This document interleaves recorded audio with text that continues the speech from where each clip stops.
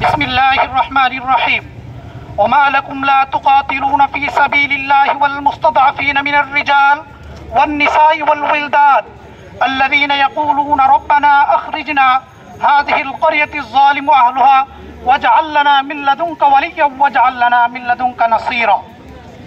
জাহাঙ্গীরনগর বিশ্ববিদ্যালয়ের সাধারণ শিক্ষার্থীদের ব্যানারে আয়োজিত আন্তর্জাতিক ফিলিস্তিন সংহতি দিবসের আজকের আয়োজনে উপস্থিত প্রিয় উপস্থিতি, সর্বপ্রথম আমার অন্তরের অন্তঃস্থল থেকে সালাম গ্রহণ করুন।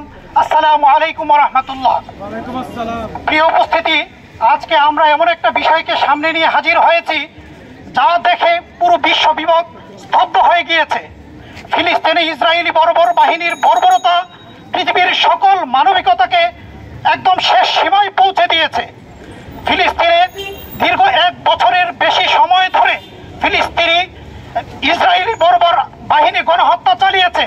এর ফলে আমরা দেখতে পাচ্ছি গত 7 অক্টোবর 2023 থেকে নিয়ে আজ পর্যন্ত 44,000-এরও বেশি মা, বোন, নারী, শিশু এবং ফিলিস্তিনিকে শহীদ করে দেওয়া হয়েছে।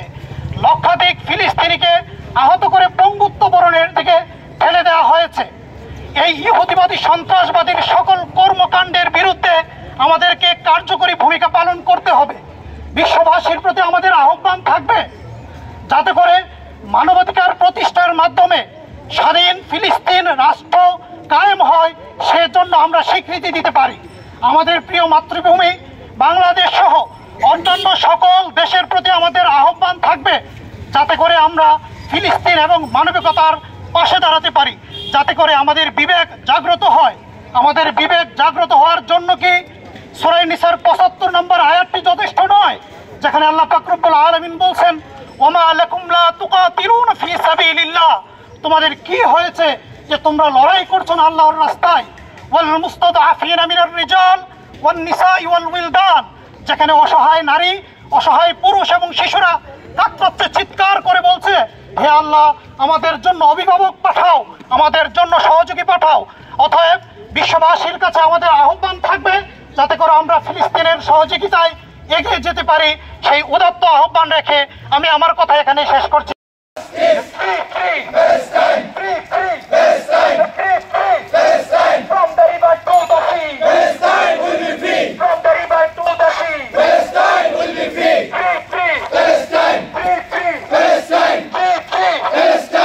কথা বলার জায়গা থাকবে না। এই জন্য আমরা সচেতন মানুষ হিসাবে আজকে বাংলাদেশের সকল সাধারণ মানুষদের পক্ষ থেকে, একই সাথে জাহাঙ্গীরনগর বিশ্ববিদ্যালয়ের শিক্ষার্থীদের পক্ষ থেকে, মানুষদের পক্ষ থেকে ফিলিস্তিনের পক্ষে জোরালো সমর্থন ব্যক্ত করছি। আমরা বাংলাদেশ যেমন স্বাধীনতার পর থেকে সারা প্রতিটি মুহূর্তে ফিলিস্তিনের পাশে ছিল, আগামী দিনেও বাংলাদেশের সরকার এবং যারা আছে, ভবিষ্যতে যারা আসবে, তারা ফিলিস্তিনের পক্ষে তাদের অবস্থান দৃঢ় ব্যক্ত করবে, সেই আশা ব্যক্ত করছি। একটা গাছের পিছে যদি ইহুদি লুকায় থাকে, একটা পাথরের পিছে যদি ইহুদি লুকায় থাকে, ওই পাথর বলবে আমার পিছে একটা ইহুদি আছে, এসে তাকে কতল করো। তো এটা কেন বলবে এখন বোঝা যাচ্ছে যে তারা কি রকম নির্মমতা তারা চালাচ্ছে।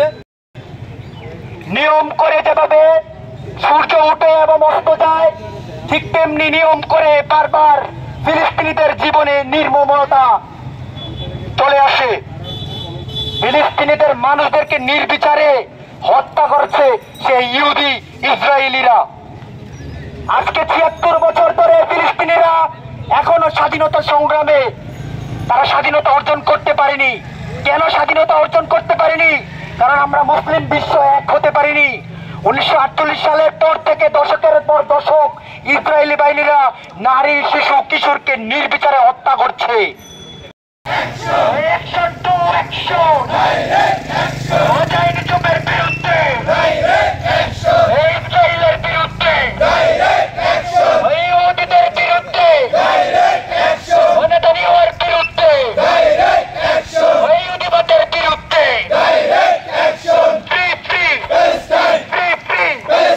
From the river to